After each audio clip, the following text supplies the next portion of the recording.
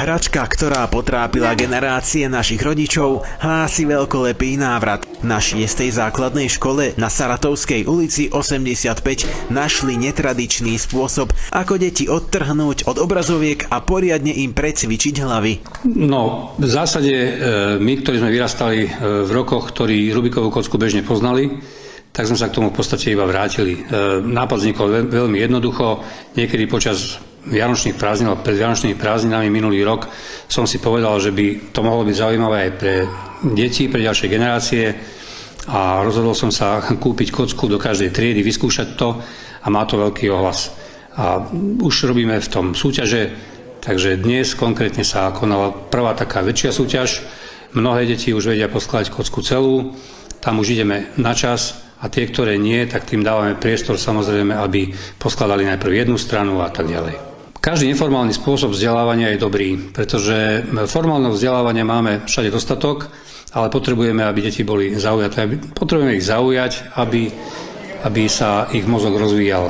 Keďže tu u nás v škole sa snažíme riešiť aj športové aktivity, či to je basketbal, volejbal, dievčatá, atletiku a podobne, ale zároveň chceme, aby boli múdre, aby boli vzdelané, inteligentné a v tomto sa im snažíme pomôcť aj takouto neformálnou alebo takýmto neformálnym spôsobom. Ja som Milén a viem poskladať jednu stranu a ďalší rok by som sa chcel naučiť celú kocku, naučiť sa poskladať a postupujem tak, že poskladám jednu stranu, potom druhú a tak ďalej. Som Filip a viem poskladať celú Rubikovú kocku. Naučil som sa ju tak, lebo som dostal ako darček Rubikovú kocku. Našiel som si na YouTube návod, ako ju poskladať a teraz sa v tom chcem pomaly posúvať, aby som to vedel čoraz lepšie a rýchlejšie poskladať. Ja sa volám Evelyn a naučil som sa Rubikovú kocku poskladať tak, že jeden deň ako s mamou sme boli v obývačke a chceli sme poskladať Rubikové kocky, také dve.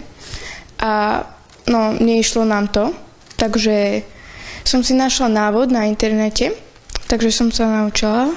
Rada by som sa ešte naučila ako nejaké nové techniky, aby som to vedela ešte rýchlejšie a bavíme o tom, že ako je to ako zábava zistiť, ako sa dá s tým robiť rýchlejšie a je to proste ako zábava.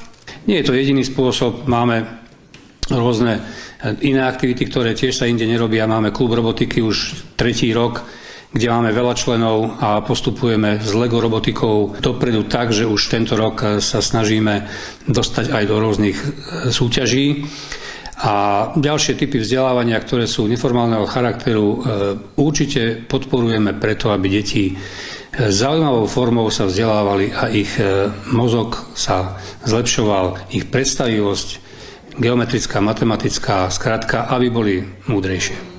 A teraz výsledky. V rámci prvého stupňa skončila na prvom mieste Evelyn Šléherová s časom minúta 3 sekundy. Na druhom mieste Michaela Klinčáková s časom 2 minúty a 1 sekunda. V rámci druhého stupňa skončila na prvom mieste Viktória Papová s časom minúta a 6 sekúnd. Na druhom mieste Filip Frajka s časom minúta a 9 sekúnd a na treťom mieste Lukáš Keller 1 minúta a 11 sekúnd.